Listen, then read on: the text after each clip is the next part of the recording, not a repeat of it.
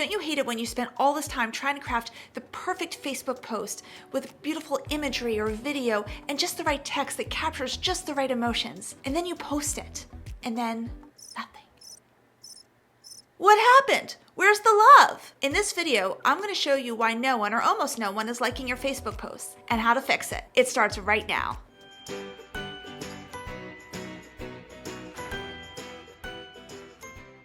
Hey, I'm Brooke Miles, and welcome back to another video where I teach you how to outshine your competitors on social media. So why are your Facebook posts falling flat? The first mistake you may be making is you rely too much on organic. When I say organic, I'm not talking about the bag of organic grapes you get at your natural food store for $10. From a social media standpoint, organic means free. In other words, you didn't pay Facebook to run a post through their advertising platform. Here's what's going on. Facebook algorithms prefer posts that come from personal pages rather than company pages. And Facebook figures, and understandably so, that when people are on Facebook, they just want to see what their friends and family are doing. They're not logging onto Facebook and saying, "Oh, I can't wait to see what my local company says about themselves." That means that when you send a post through your business page, and it doesn't matter whether you took a minute to write that post or an hour to write that post, Facebook is just going to send it out to just a few news feeds. Now, I'm not saying that you should pay Facebook every single time you post because that could break the bank, but set a monthly budget and put money behind your most important posts. And by the way, I can create a whole video just on budgeting for Facebook advertising, so if you want that video,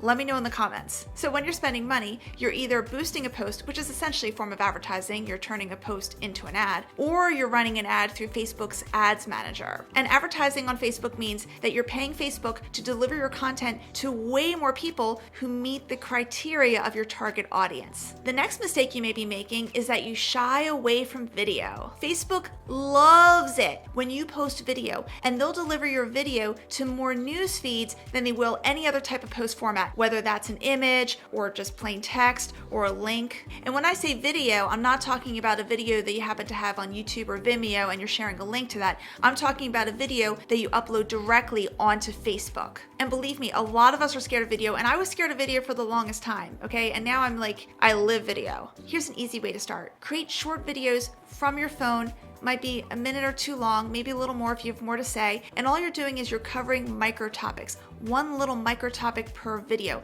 So you'll never really run out of stuff to talk about because you don't want to talk about everything you know in one particular video. I know if I did that, my YouTube channel, for instance, would just have one video, which would be, 200 hours long. And set a goal of maybe one small video once a month, and then eventually ratchet that up to twice a month, and then maybe once a week. And as you get more comfortable with it, you'll want to do it more frequently, and Facebook will like you for that. Hey, if you're liking this video so far and want to make sure you know when I upload new videos, be sure to click on the subscribe button and the notifications bell, and that way you'll always know when we're coming out with new tips and strategies. Thanks.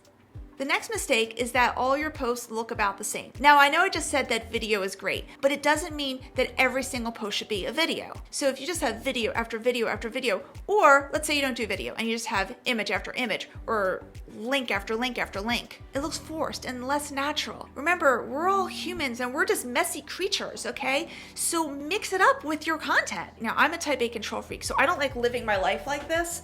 So what I do is I just plan out in advance what types of formats I'm going to be doing. A video on this day, a link on that day, an image on that day, and that really helps. So it's still natural, but it's planned. Another mistake is that you may be too stuffy, and this especially applies to B2B. Is your audience a bunch of gray suit snobs who lack emotion? No? Then don't write your posts as if it's to a bunch of gray suit snobs who lack emotion.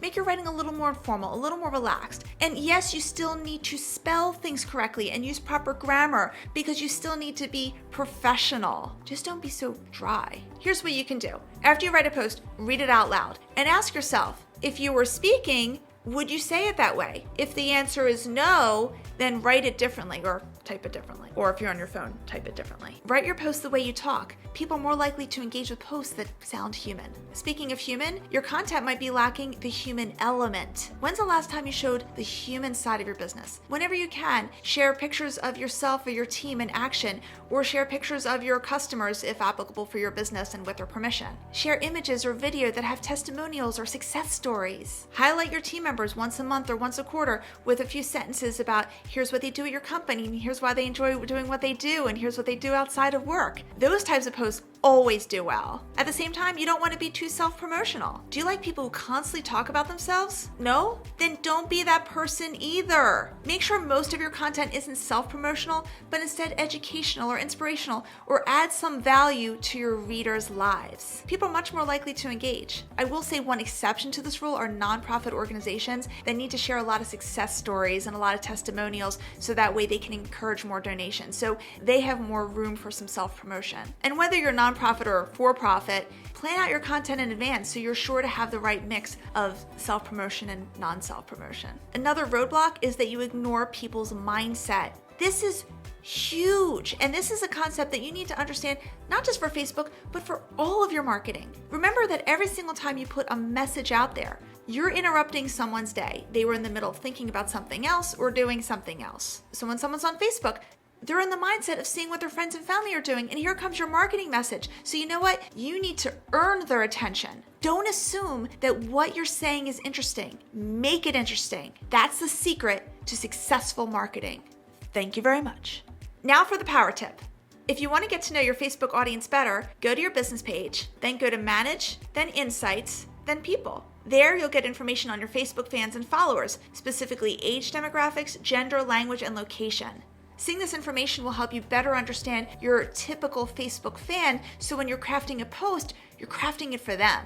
And if you're looking for more ideas on how to outshine your competitors on Facebook, check out my Facebook marketing playlist in the top right. And if you haven't yet subscribed, I would be so grateful if you would. It actually helps me continue what I do. Simply click on the Delaware ShoutOut icon in the top left. Thanks, and see you in the next video.